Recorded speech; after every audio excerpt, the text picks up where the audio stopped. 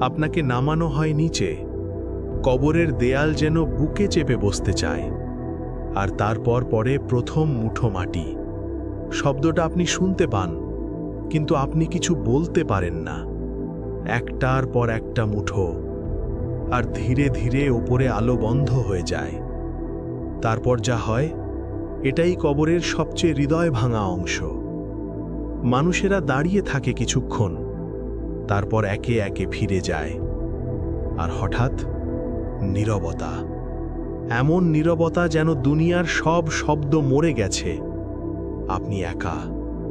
ঠিক তখনই কবরের ভেতর বাতাস বদলে যায়, মাটি কেঁপে ওঠে, অন্ধকারটা যেন আরো ঘন হয়ে নামে। আর সেই অন্ধকারে হাজির হয় দুই ফেরেশতা। এরা হাসে না, সময় নেয় না।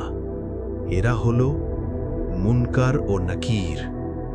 তারা এগিয়ে আসে, আর শুরু হয় জীবনের সবচেয়ে বড় পরীক্ষা, যে পরীক্ষার জন্য আর কোনো পরে নেই।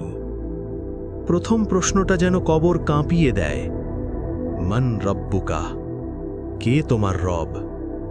কবর নিঃশব্দ, কিন্তু সেই নিঃশব্দতা যেন চিৎকার করছে। তাদের কণ্ঠ গর্জে ওঠে, মান রব্বুকা, কে তোমার রব? এ প্রশ্ন মুখস্থের না, এটা জীবনের ছাপ।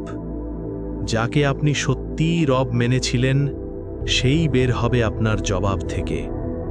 মুমিন হলে আল্লাহ আপনাকে স্থির রাখেন। আপনি বলবেন, রব্বি আল্লাহ, আমার রব আল্লাহ। তারপর প্রশ্ন, মা দীনুকা, তোমার দিন কি?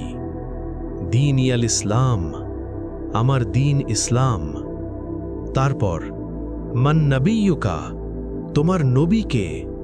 আপনি বলবেন, মুহাম্মদ সাল্লাল্লাহু আলাইহি ওয়াসাল্লাম।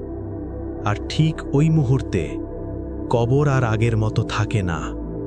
দেয়ালগুলো সরে যায়, কবর প্রশস্ত হতে থাকে। একটা জানালা খুলে যায়, সেখান থেকে আসে জান্নাতের সুগন্ধ, শান্তির বাতাস। আর ঠিক তখনই কবরের ভেতর প্রবেশ করে এক সুন্দর সত্তা, সাদা পোশাক, উজ্জ্বল মুখ, অপূর্ব ঘ্রাণ। আপনি কাঁপা গলায় জিজ্ঞেস করবেন, আপনি কে?